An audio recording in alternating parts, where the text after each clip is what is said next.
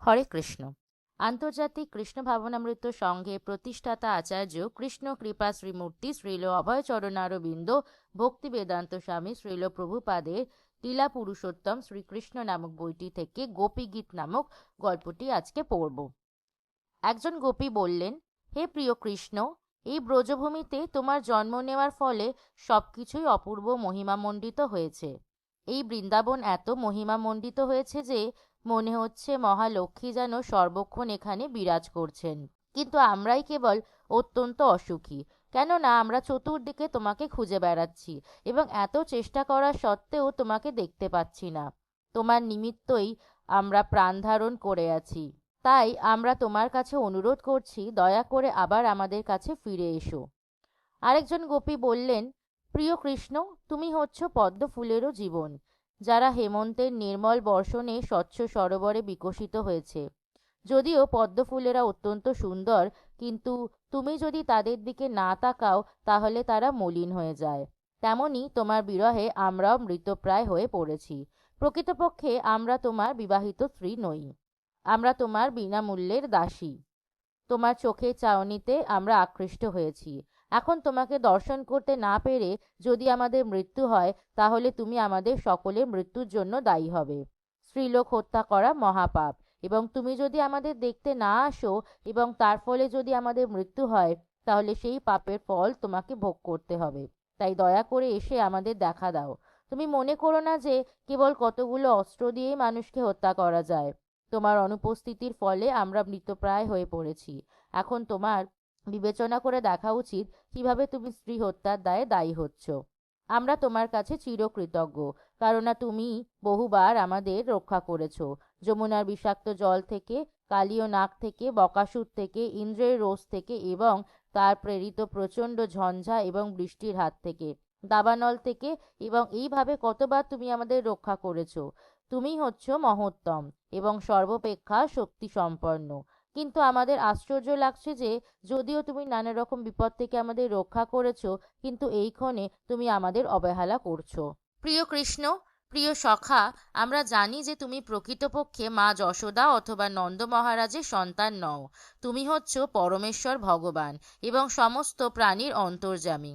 তোমার অহৈতুকী কৃপার প্রভাবে ব্রহ্মার প্রার্থনায় এই জগৎকে রক্ষা করার জন্য তুমি আবির্ভূত হয়েছ। তোমার করুণার প্রভাবেই কেবল তুমি যদুকুলে আবির্ভূত হয়েছ। হে যদুকুল শিরোমণি, সংসার ভয়ে ভীত হয়ে কেউ যখন তোমার চরণ কমলের আশ্রয় নেয়, তুমি কখনো তাদের আশ্রয় থেকে বঞ্চিত করো না। তোমার গমন অতি মধুর এবং তুমি সর্বতোভাবে স্বাধীন। এক হাতে মহালক্ষ্মীকে স্পর্শ করো এবং অপর হাতে তুমি লীলা কমল ধারণ করো। তাই দয়া করে তুমি এখন আমাদের কাছে এসো এবং তোমার করকমলের দ্বারা আমাদের আশীর্বাদ করো। প্রিয় কৃষ্ণ, তুমি বৃন্দাবনবাসীদের সমস্ত ভয়হারী। তুমি হচ্ছ পরম শক্তিশালী বীর এবং আমরা জানি যে কেবল তোমার মধুর হাসির দ্বারা তুমি তোমার ভক্তের এবং আমাদের মতো স্ত্রী লোকেদের অনর্থক অভিমান বিনাশ করতে পারো। আমরা তোমার পরিচারিকা এবং কৃতদাসী, তাই দয়া করে তোমার অপূর্ব সুন্দর মুখকমলের দর্শন দান করে আমাদের কৃতার্থ করো। প্রিয় কৃষ্ণ, তোমার শ্রী চরণ কমলে স্পর্শ লাভ করে আমরা অত্যন্ত কামার্ত হয়ে পড়েছি। তোমার চরণ কমল অবশ্যই তোমার শরণাগত ভক্তের সমস্ত পাপ বিনাশ করে। তুমি এতই করুণাময় যে সাধারণ পশুরা পর্যন্ত তোমার চরণারবিন্দে আশ্রয় গ্রহণ করে। তোমার ওই চরণ কমল লক্ষ্মী দেবীরও আবাসস্থল, আর সেই চরণ কমলের উপর ভর দিয়েই তুমি কালিয়র মাথায় নৃত্য করো। এখন আমরা তোমাকে অনুরোধ করছি, দয়া করে তোমার সেই চরণ কমল আমাদের মস্তকের উপর রাখো, যাতে তোমাকে স্পর্শ করার জন্য আমাদের সমস্ত কামবাসনা তৃপ্ত হয়। হে প্রভু, কমলের মতো আয়ত এবং চিত্তাকর্ষক তোমার আখি যুগল কত সুন্দর মনোমুগ্ধকারী। তোমার মধুর বাণী এতই মনোরম যে তাতে সর্বশ্রেষ্ঠ পণ্ডিতরাও মুগ্ধ হয়ে তোমার প্রতি আকৃষ্ট হয়। আমরাও তোমার মধুর বাণীর দ্বারা এবং তোমার শ্রী মুখমণ্ডলের এবং আখি যুগলের সৌন্দর্যে আকৃষ্ট হয়েছি। হে নাথ, তোমার শ্রী মুখের বাণী এবং তোমার কার্যকলাপে বর্ণনা অমৃতের মতোই মাধুর্য মণ্ডিত, এবং তোমার সেই বাণী শ্রবণ করা বা কীর্তন করার ফলে সংসাররূপী দাবানল থেকে রক্ষা পাওয়া যায়। ব্রহ্মা, শিব আদি মহান দেবতারাও সর্বক্ষণ তোমার মহিমা কীর্তন করে। তারা তা করে এই জড়জগতের সমস্ত বদ্ধ জীবদের পাপ মোচন করার জন্য। কেউ যদি কেবল তোমার অপ্রাকৃত বাণী শ্রবণ করতে চেষ্টা করে, তখন তিনি অতি শীঘ্র এই পাপ পঙ্কিল সংসার সমুদ্র উত্তীর্ণ হন। তোমার বাণী বৈষ্ণবদের দিব্য আনন্দ দান করে, এবং যে সমস্ত মহাত্মা সমস্ত জগৎ জুড়ে তোমার বাণী প্রচার করেছে, তারাই হচ্ছে সর্বশ্রেষ্ঠ দাতা। শ্রীল রূপ গোস্বামীও সেই কথা প্রতিপন্ন করে গেছেন।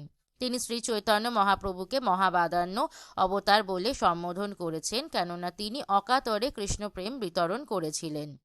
গোপীরা বলতে লাগলেন, প্রিয় কৃষ্ণ, তুমি অত্যন্ত চতুর। তুমি সহজেই অনুমান করতে পারো তোমার চতুর হাসি, তোমার মধুর ইক্ষণ, বৃন্দাবনের বনে আমাদের সাথে তোমার ইতস্তত বিহার এবং পরম মঙ্গলময় তোমার ধ্যান করে আমরা কত কাতর হয়ে পড়েছি।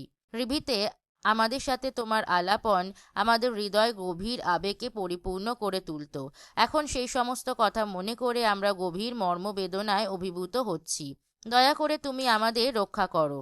প্রিয় কৃষ্ণ, তুমি জানো, তুমি যখন গোচারণ করতে করতে ব্রজ থেকে বনে প্রবেশ করো, তখন আমরা কত ব্যথিত হই। তখন তোমার কমলের মতো সুকোমল চরণ পাছে শুষ্ক ঘাস এবং ছোট পাথরের টুকরোতে ব্যথা পায় মনে করে আমরা গভীর বেদনা অনুভব করি। আমরা তোমার প্রতি এতই আসক্ত যে আমরা সর্বক্ষণ তোমার শ্রী চরণ কমলের কথা চিন্তা করি। হে কৃষ্ণ, তুমি যখন সন্ধ্যাবেলায় গাভীদের নিয়ে গোচরণ থেকে ফিরে আসো, তখন আমরা গোধূলি ধূসরিত নীল কুন্তলাবৃত তোমার মুখমণ্ডল দর্শন করি। স্মিত হাস্যযুক্ত তোমার সেই অপূর্ব সৌন্দর্যমণ্ডিত মুখকবল দর্শন করে তোমাকে উপভোগ করার জন্য আমাদের হৃদয় আকুল হয়ে ওঠে।